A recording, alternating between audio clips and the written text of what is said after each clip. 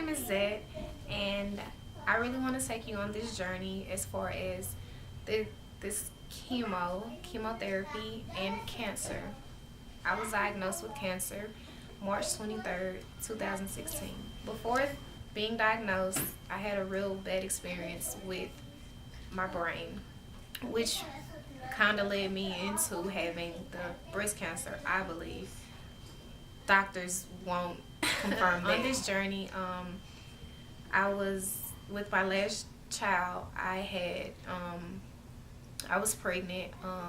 The pregnancy kind of went bad, which kind of led me into an early delivery at 5 months. After I gave birth, I actually fell into a coma. The coma lasted about 3 to 4 days. Doctors were trying to figure out exactly what happened. They had no idea, no paperwork on everything that was going on with me, and I was really counted out as far as gone, basically. They kind of gathered together to figure out what they were going to do next as far as me and my situation. Later on, thank God, everything worked out for the best. I went home. After that, my daughter, she is healthy, great. But a year later, I was diagnosed with a brain aneurysm. Now, this brain aneurysm is kind of the whole reason why I feel like I have breast cancer, because I was going through so much radiation as far as MRIs, CT scans, and x-rays on the head, chest, and the chest. The x-rays of my chest was actually to see if the aneurysm had moved to my chest, because when I was in the hospital after I gave birth to my last child, the doctors found a small clot, and not really paying attention to it, they overlooked it. And once they overlooked that clot, they just told me I need to continue to stay on aspirin and just do the whole home care, whatever, because headaches and all of that was pretty normal. I really didn't have any concerns about it at all, not knowing, not educating myself, which I should have done, and which later caused issues. So July the 4th, never forget, July the 4th, 2014, I went to the hospital because my head hurt extremely bad. I blacked out and was rushed to the hospital, and they did an MRI, CT scan, and they found that I had an aneurysm behind this ear, like deep in my head. And once they did that, I had to have excessive MRIs, CT scans, and everything of that sort.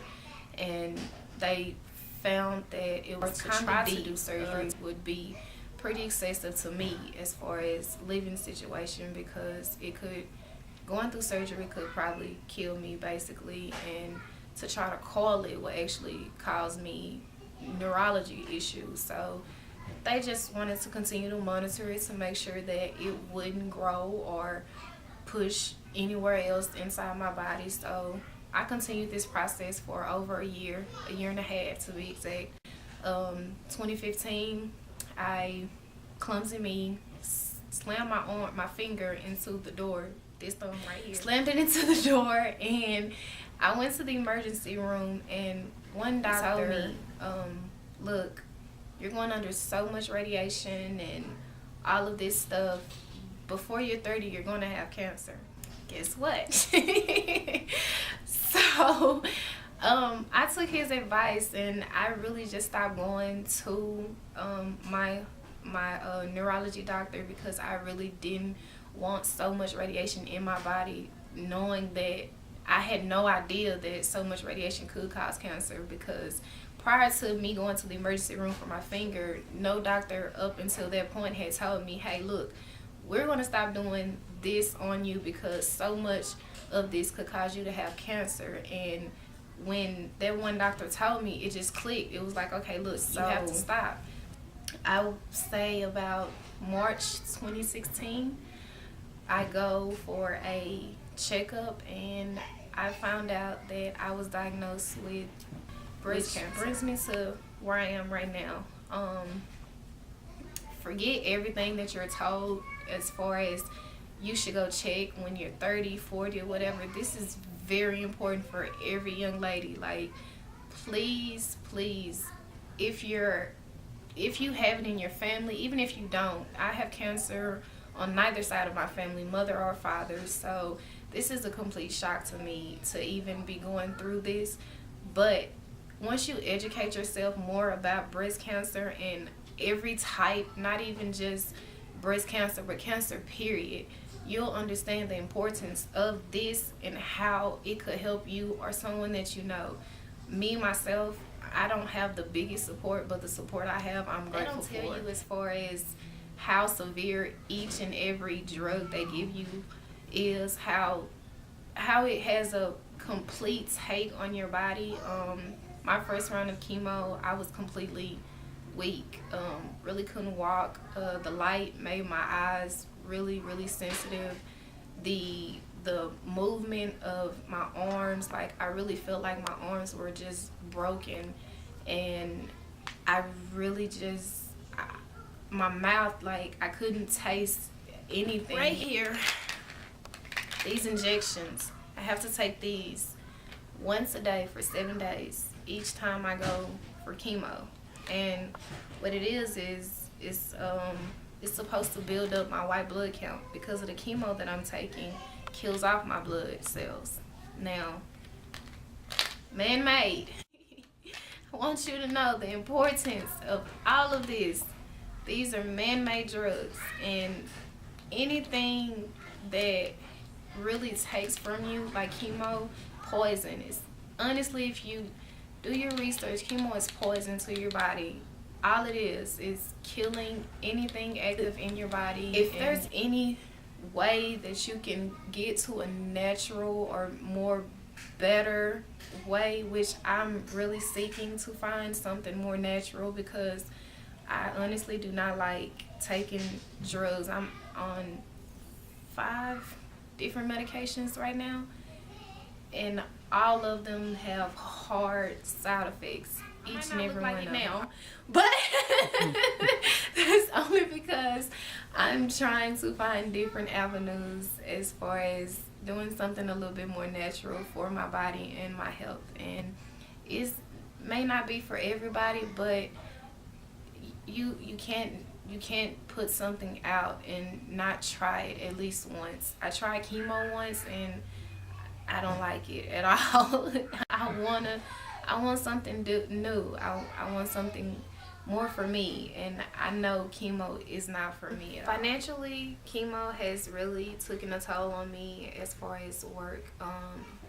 I was working for quite a bit of while, and because I had to go to several different doctor's appointments back to back, and as far as doing chemo as well, I was let go.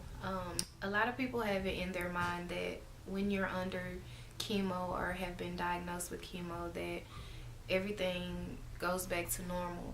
That's sadly not the truth.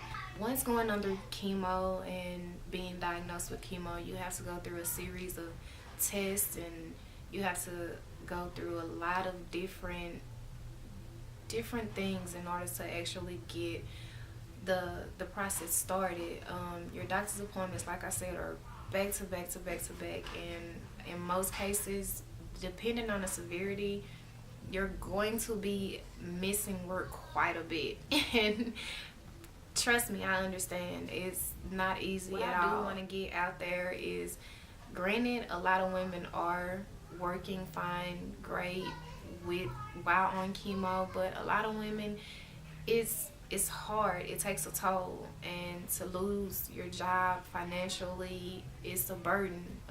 For me, emotionally, it took a lot of energy out of me because I have children that I really, really, really, really have the responsibility and not just that, but I'm a provider, so anything that takes away from that is an emotional breakdown.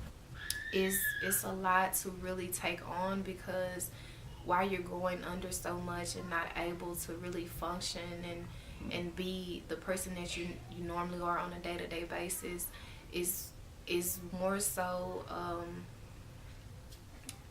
I'm getting emotional. It's more so like a like a downfall. An active mother, I don't get to do those things while under chemo. I don't get to really interact or do anything. It really breaks you down as far as your body, your energy, and it's only so much that you can really do to get yourself back up. A support is a lot more than I can say of anything, because without it, it's really nothing more that you can really do. If you don't have the support, the struggle is real. Make sure you have the support, the energy, as far as not just physical body energy, but the mind frame is what I mean by energy. You're set into everything that you're going to do, because at the end of the day, you have to be okay with whatever decision that you make. As I told you before, my decision, I'd rather not take any drugs at all. And I'm okay with that, because that's, at the end of the day, I have to be okay with the decision that I make. And I just hope that each and every one of you are okay with whatever decision, whether it's chemo, whether it's natural. I just hope that whatever decisions that you make, you're okay with it at the end of the day. We all need help, like I said. The financial portion of everything is a struggle. Hope to help, not just but to allow you to do something on your own as well, to have your own set business, to get your own ideas and everything out there for yourself. Get enough understanding to know that I could be you, and that's just enough right there. So this right here for me is like the best feeling in the world. Like I've been diagnosed, but I'm not claiming anything. So come together, help the community, the women of cancer, figure out something different. Let's fight breast cancer. Like more I could educate you guys on, but for me, 27, small kids, active mother, loving, I have the biggest heart, and I just want to help. If I can just help one person, I feel like my day is made. So please, please, please, if you can, join a community. Help somebody and just be a blessing. Thanks.